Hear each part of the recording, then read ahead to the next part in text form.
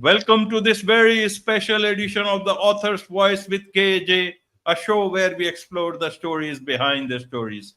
Here we dive into the worlds created by authors, discover their inspirations, and ensure that you walk away enriched and inspired. And today we have with us author Rand Selig. He is an entrepreneur, coach, scout master, board member, and as he calls himself, roll up your sleeves conservationist. We'll talk about that and we'll talk about his new book, Thriving, How to Create a Healthier, Happier, and More Prosperous Life. Let's dive into the story behind the story. Welcome to the show, Rand.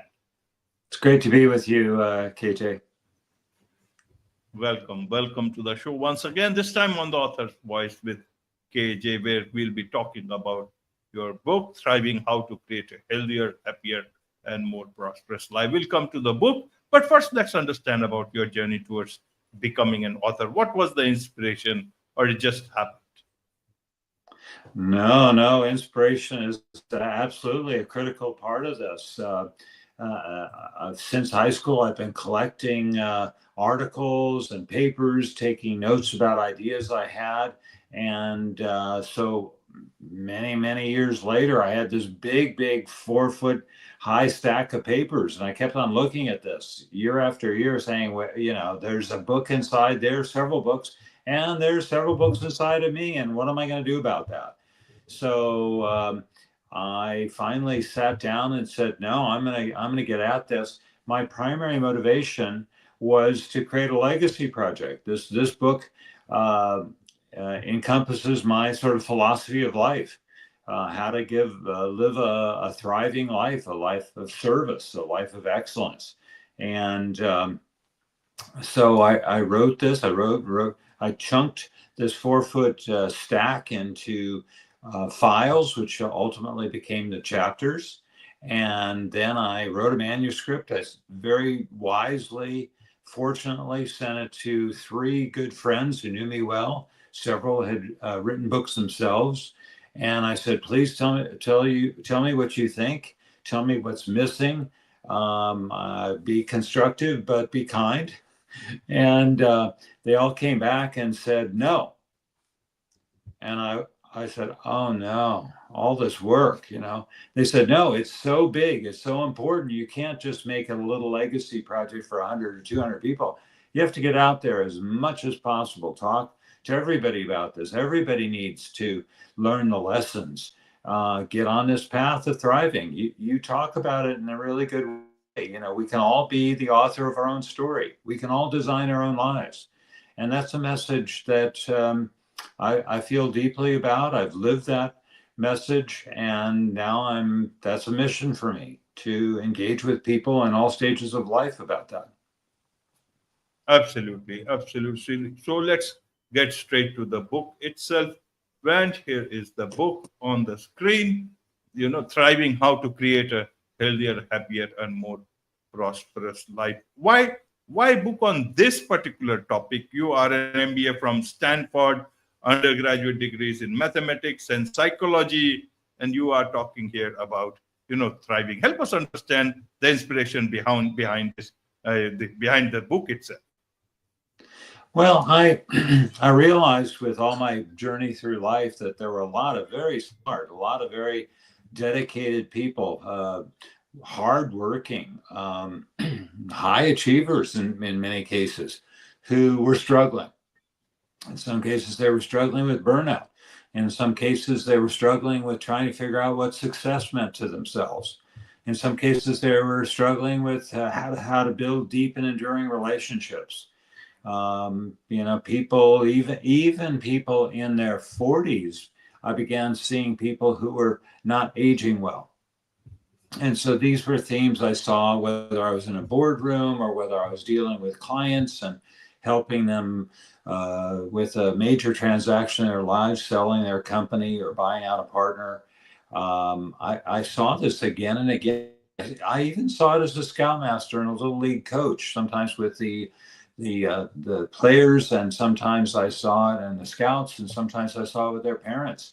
So this was just a lens that I began seeing things through, and I began realizing that these people could use a message. They could, they get them, but the integration of these messages into a sort of comprehensive format could really be very helpful. And indeed, that's what's happening. The reviews are coming in, 5-star reviews. People say this has been enormously helpful. It's a compass. It's a compass. I refer to it routinely. I didn't read it just once. I'm going back to it again and again.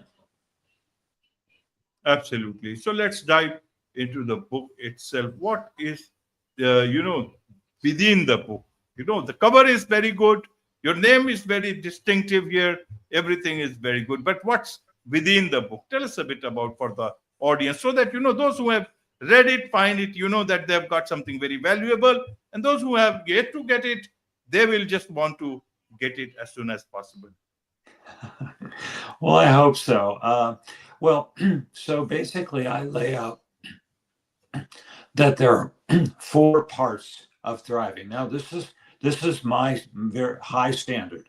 So I don't want anybody to say, "Oh no, I can never reach that, and so I'll never thrive." It's not like that. I'm just trying to draw the brushstrokes as broadly as possible. And I also want to say that thriving is about the climate. It's not the weather. It's the average over time. It's not any given day. Any given day could be not such a good day. So don't be deterred by that. So the 4 parts, 4 segments of thriving, which actually, of course, are represented in my book, are first, thriving personally. So this is actually half the book because it's so foundational. If you get that going, then the other things can come together. And what's involved there? There's building character. There's managing yourself. There's having a relationship with yourself. I say the most important relationship you'll ever have in your life is the one with yourself. So you have to treat yourself well. You have to have self-compassion. There's, of course, a chapter about money. People are very conflicted about money. So a chapter about money, big chapter about emotions, the good emotions as well as the not so good ones. And I also have a section in that chapter about dying, because dying is a very hard thing for a lot of people, and they're maybe in some cases a little confused about it. So then I go to gratitude. I talk about spirituality in one chapter, because I think spirituality is indispensable. What I mean by spirituality is being in awe and being humble. These 2 things, which is my core definition of being spiritual. This is different than being religious. Very, very key. And of course, I talk about purpose and meaning in life. So those are elements of thriving personally. Then I move to thriving with others, and that's building relationships. I talk about a ladder of how to get a relationship going deeper and deeper and broader. And I have personal stories in all of these things. It's not about me, but it is. But occasionally I do reflect along with some hopefully good quotes, well positioned. I also occasionally drop in a story of my personal experience. And I also talk a chapter about leadership and management, 2 very different things, very key to being out in the world and thriving. Section 3, it deals with thriving out in the world. And that is about being of service, being charitable, being philanthropic, and also a chapter on taking care of Mother Earth. This is a critical thing, and being out in the world, whether it's decisions we make or actually, as I say, roll up my sleeves and do the work in my local area. So then we get to section 4, which is thriving by moving ever forward in life. And this is gaining wisdom. I mean, people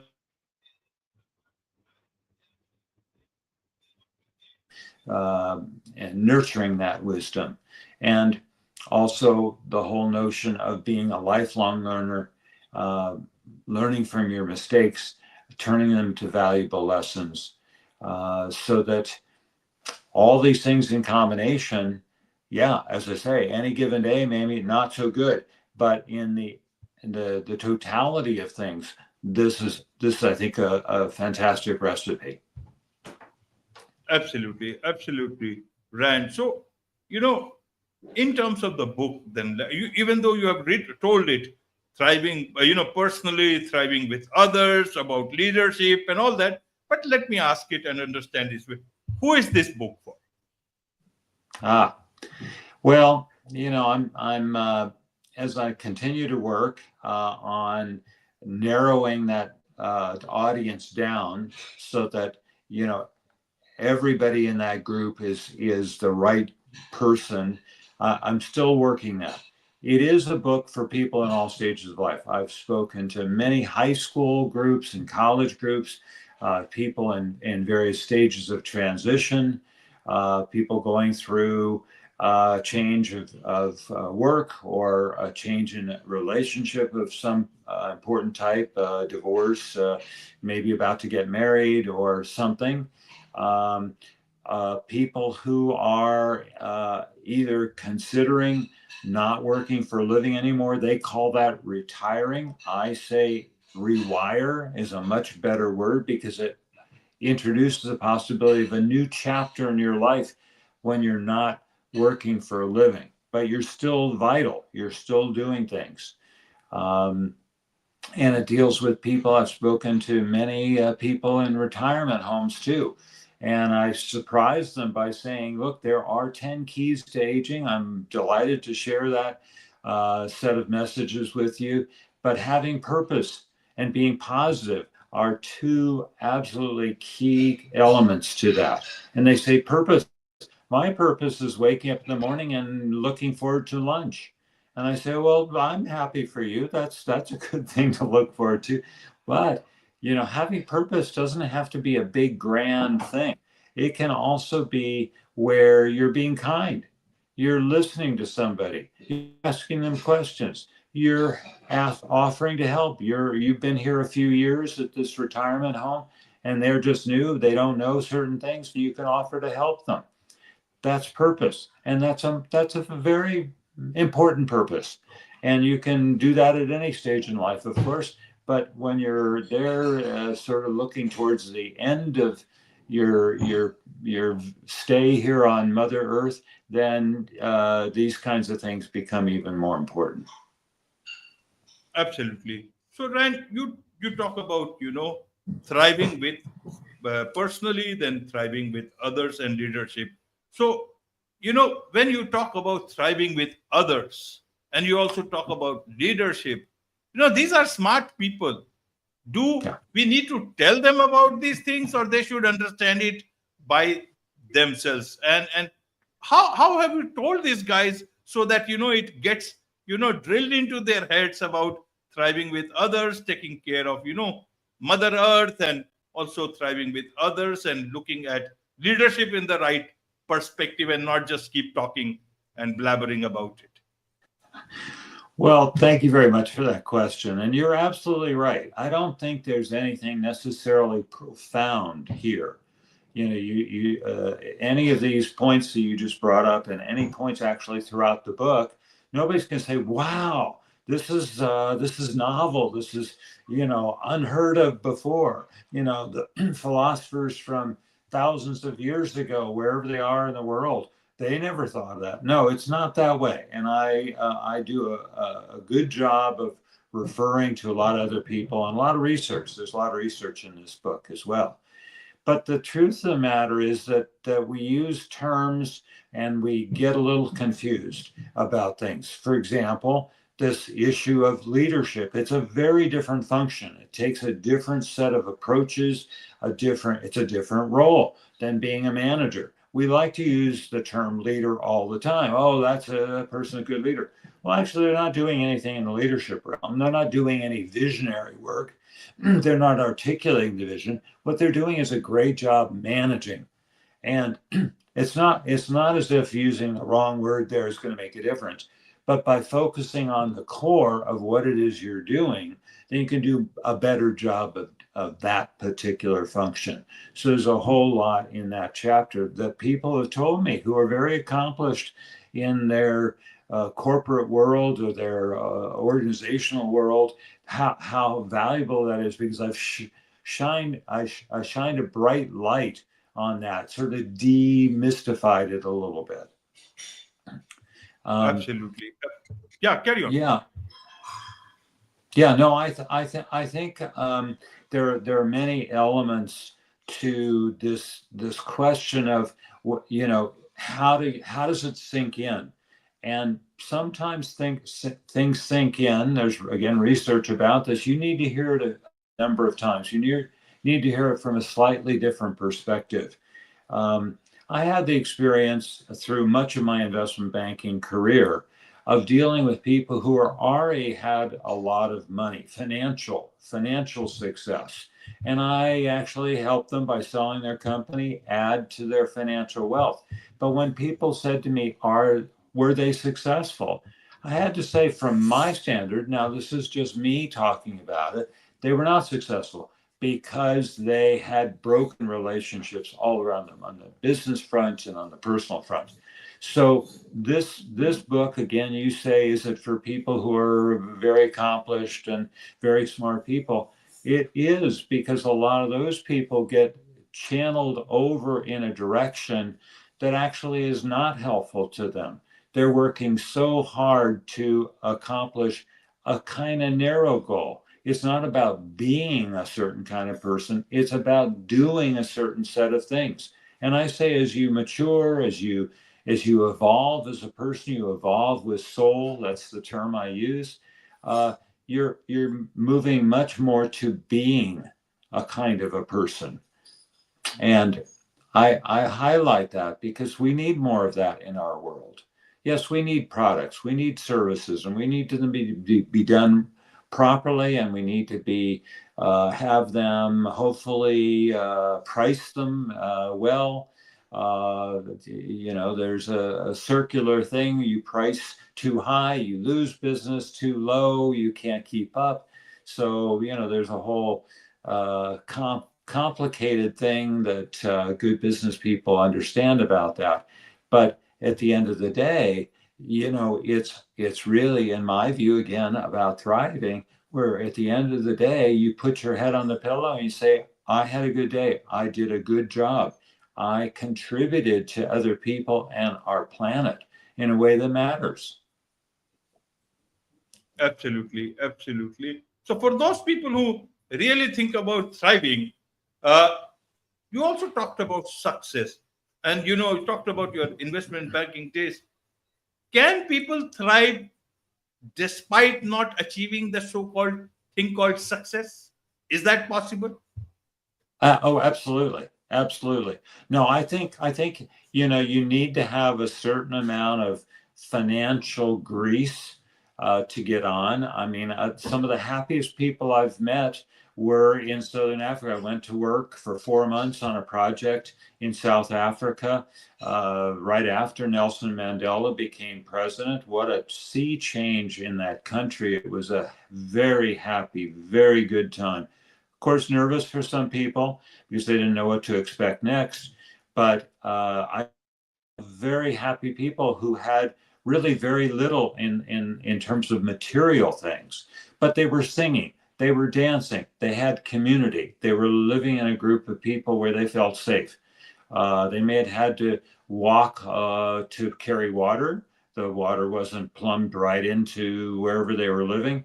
Yes, those things from sort of modern Western or developed world standard were not there, but they were still smiling and they were still being happy. Were they thriving?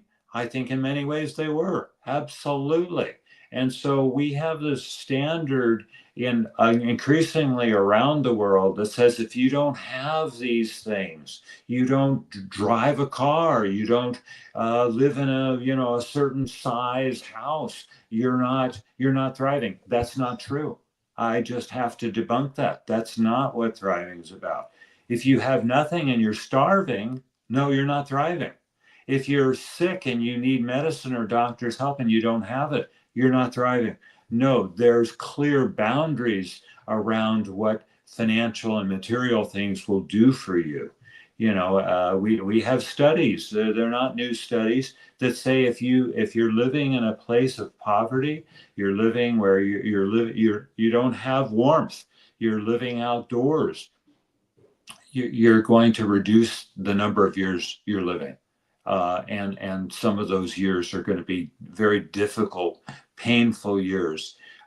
So yes, these elements do importantly contribute to surrounding ourselves with a quality of life, not the quantity.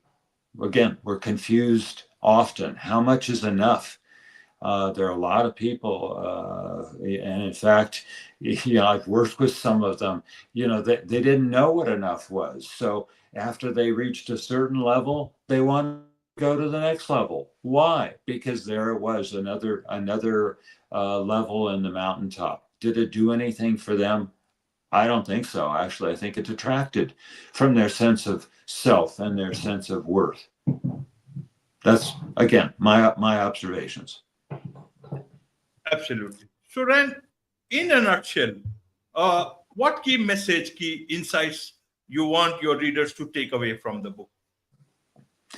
Well, I think thriving boils down to making good choices, making hopefully good choices about how you spend your time, who you spend your time with, what your habits are, and even your feelings. Let me give you an example of the feelings. Being positive.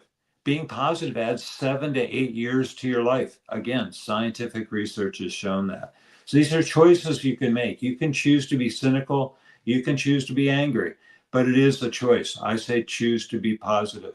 And that doesn't mean Pollyannish, not looking at the truth of the matter. It's about taking on saying it could be, this could work out well. And we're going to hope that and work towards that positive outcome. So those are the choices. I believe I've lived my life. I've designed my own life. I've made key decisions again and again and again about how I want to spend my time and with whom. I started my own company after 10 years on Wall Street with the big firms because I realized, no, I was willing to be an entrepreneur, take the risk, work hard, and say no at times. That's a tricky part of being an entrepreneur. Take care of myself, rest when I needed to. So because now I'm an author, I can also say we can also be the author of our own story. And that's very related to be the designer of our own lives, but it's a little bit different too. When you're the author of your own story, when you're thinking about yourself, when you're telling other people about yourself, you can edit, you can even delete certain parts of the story that either don't serve you or just kind of frankly boring.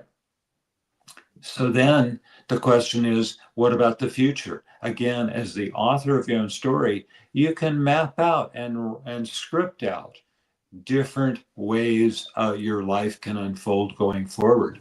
That's very powerful. Both these, the design of your own life and the author of your own story, these are very powerful. And these are you can own them yourself. Nobody else can take that away from you. Nobody else can say that's a stupid story or that design doesn't make any sense. They can say that, but it's up to you to say, thank you very much for that input.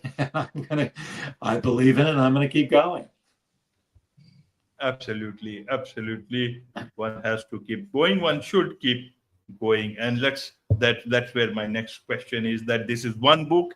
Any other book in the pipeline? Anything else that you are doing you want the world to know about, Rand? Well, thank you very much. I appreciate that. Well, coming up, maybe in the next month or two, the audiobook version of Thriving will be coming out.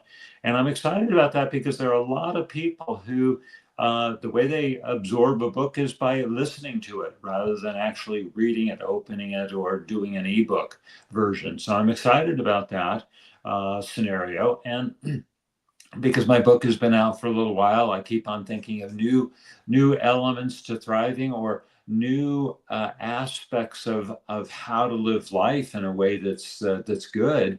There are, and I'm thinking maybe not a whole book on any one topic, but maybe, 4 or 5 pages, maybe do some research on maybe a dozen. So it could be a smaller book, but kind of punch into certain key things.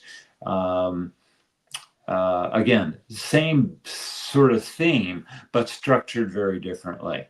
I'll give you an example. One thing that seems very intriguing to me is family life. Now, I know a lot of people who say, "Oh, I can't wait for the vacation so I can go to be with the family and the extended family, and we can go to the place we've been going for several generations, and it's going to be so terrific." And I'm happy for them because I can see the way they light up that this is really something they are truly looking forward to. But that was not the experience I had growing up. I have a very small family, and we did not get together. It's a rare phone call, it's an occasional email, these kinds of things. So what is that about? And so I'm looking at what are the ingredients that lead to one versus the other. And if you're in one camp of maybe not being close to your family, what do you do if you want to be close to the family and don't have it? One thing we've done in our family is we brought in other people and called them uncle or aunt, even though they technically were not. And it's added a lot of value to and happiness, and we've learned from having those people in our family. So there are things. That's an example. One call it chapter. That's a possibility that I'm considering as a next step, the next book after the audiobook. Absolutely. There's much to learn about this book, and also about life, about success, about thriving. And I'm sure a lot of people would want to connect with you. What's the best way for them to do so, Rand? I think the best, there's several ways, but I think the best would just be going to my book website, www.randselig.com, RAND, S as in Sam, ELIG.com. A lot of information there at the book website. It's information about me, information about the book. There's a one page in the website is Connect with Rand. So if you want to invite me to be a speaker, or if you have feedback or questions, you can go there. I've added some pages for the audiobook listener because some things are just hard to hear. It's easier to see a graph or something. So I have some of those. There's certainly some amazing testimonials in there as well, a page on that. So it's I think it's a very solid, good way to access. And of course, you can order the book as well on Amazon or any of the independent websites with bookstores. Wonderful. With this, it's a wrap on this very special edition of the Author's Voice with KAJ. Thank you so much indeed for joining us.